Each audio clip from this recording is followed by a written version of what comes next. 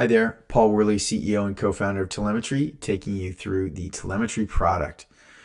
Telemetry is a financial automation platform for SMBs and for the accounting firms that administer to SMBs. It really does two things. Number one, it's going to save you a ton of time by automating behaviors that your employees have to do that software can do better.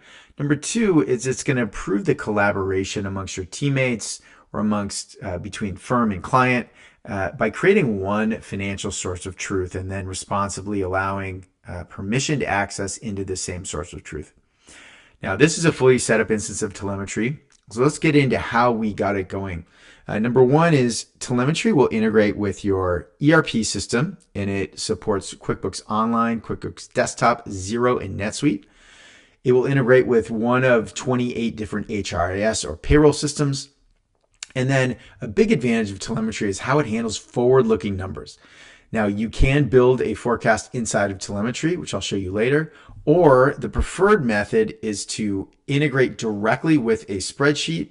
And I've got a spreadsheet business model set up right here in Excel. Telemetry has a plugin available through both the Microsoft AppSource Marketplace as well as the Google Sheets Marketplace. So the two work the exact same. That allows you to have I/O into your spreadsheet. That means you can update actuals as they come in and push your projections into Telemetry. Here I've got, this could be a 100-tab spreadsheet. There's no required format or anything like that.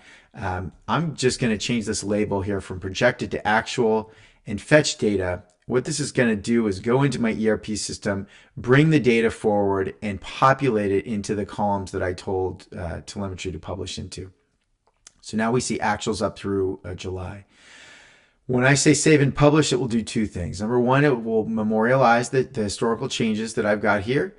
And the second thing it will do is take the projections and push those forward into the Telemetry web app. So now we have a nice holistic match between the past from QBO and the future from Excel in this case. This also works with a balance sheet.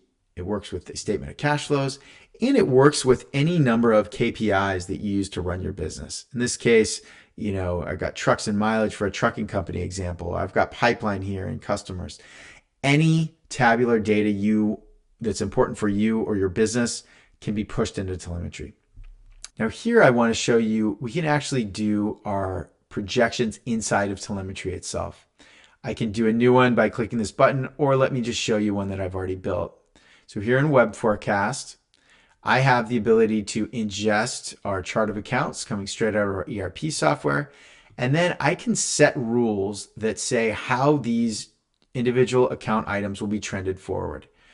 I can increase, keep flat, or decrease, in which case it's going to ask me for a time period, and then I can enter a percentage.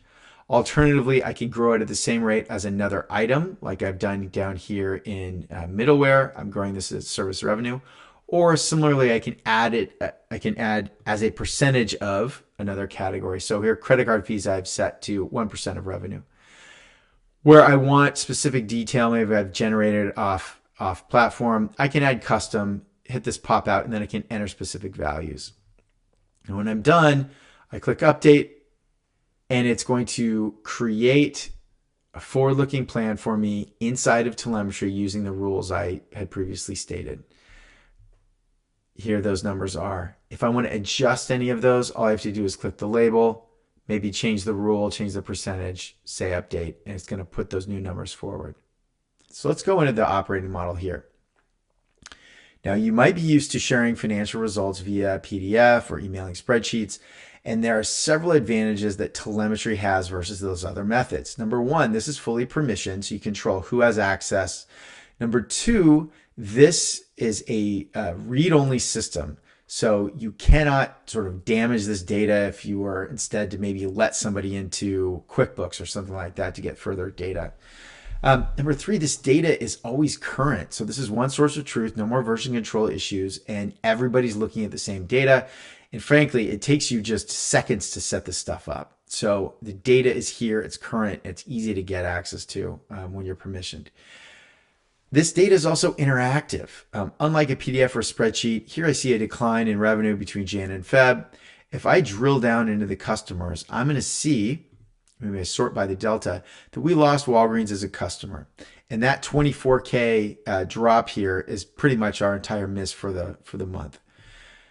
Finally, telemetry is big into variance. So you can take any model you've ever published at telemetry and compare against it. Here I've got one called 23-24 budget.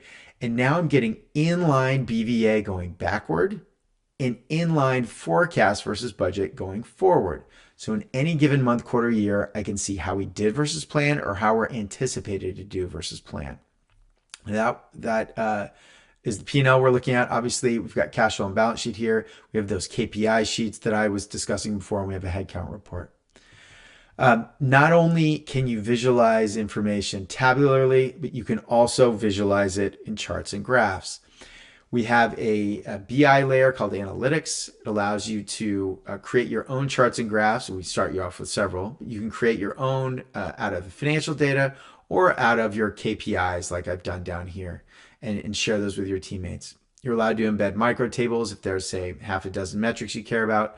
And for the few key North Star metrics you got, you can put those at the top in big bold letters so everybody knows sort of where they stand. Now, this information is readily shareable with anybody I want.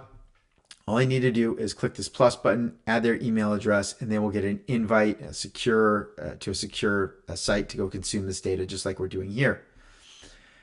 Variance, as I mentioned, also, when we saw that in the P&L, we might want to go deeper on a side-by-side view. Now, I have two options here. I can take one plan and compare 2 time periods, so Q1 to Q2, Jan to Feb.